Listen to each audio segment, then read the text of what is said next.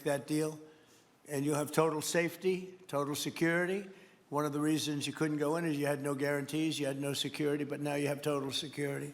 It's a whole different Venezuela, and Venezuela is going to be very successful, and the people of the United States are going to be big beneficiaries because we're going to be extracting, numbers of, in terms of oil, like, few people have ever seen, actually.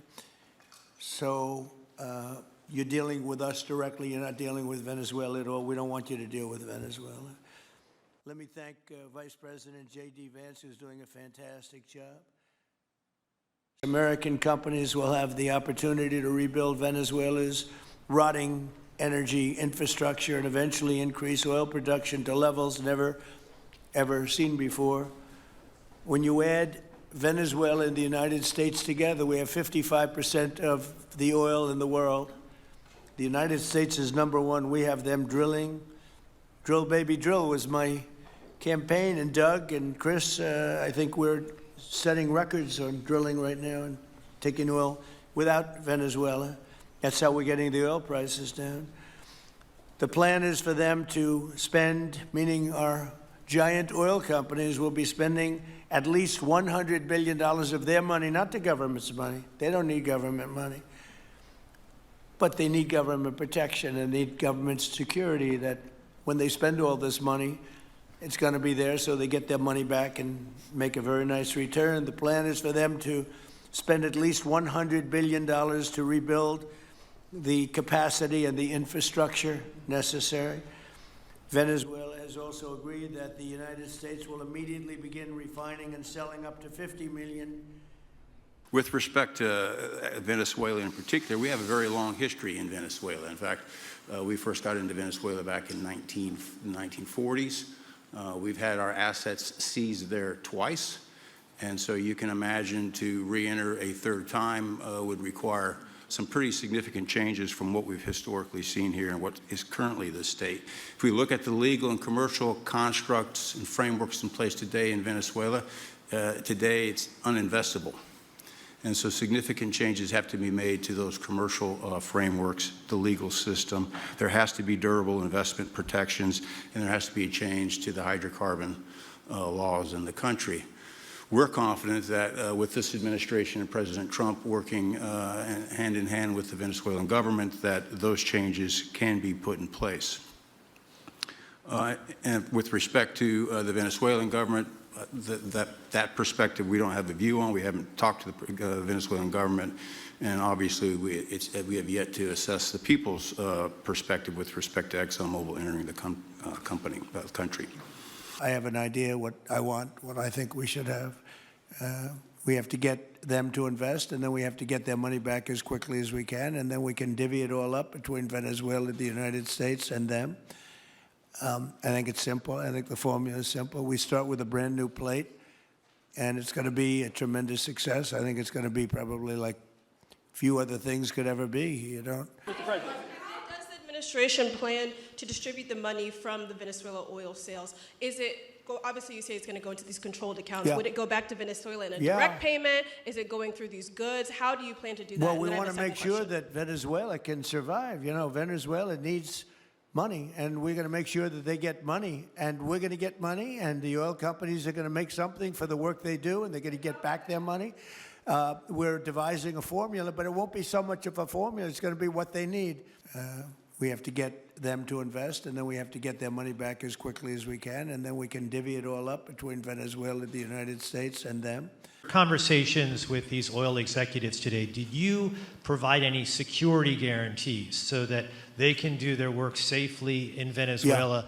Yeah. And separately, Mr. President, they will have those guarantees, yes. And separately, Mr. President, I'm curious in terms of the future of Venezuela. They will have those guarantees, yes. And separately, Mr. President, I'm curious in terms of the future of Venezuela. Do you see Venezuela now led by Delcy Rodriguez as an ally of the U.S.? Is that the way that you view that country right now? Well, right now they seem to be an ally, and I think it'll continue to be an ally, and we don't want to have Russia there. We don't want to have China there. And by the way, we don't want Russia or China going to Greenland, which if we don't take Greenland, you're going to have Russia or China as your next door neighbor. That's not going to happen.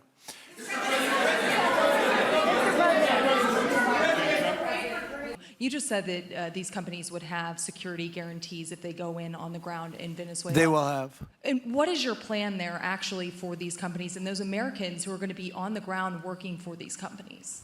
Well, there are going to be Americans. I assume they're going to be using a lot of Americans, but they're going to be using a lot of people from Venezuela and other places, I would imagine. But I would think that mostly they'll be using Venezuelan workers. They have a lot of great workers.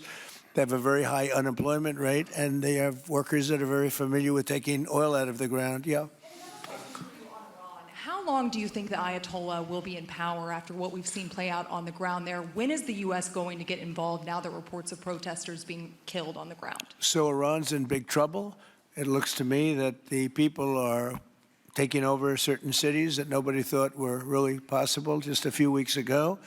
We're watching the situation very carefully. I've made the statement very strongly that if they start killing people like they have in the past, we will get involved. We'll be hitting them very hard where it hurts.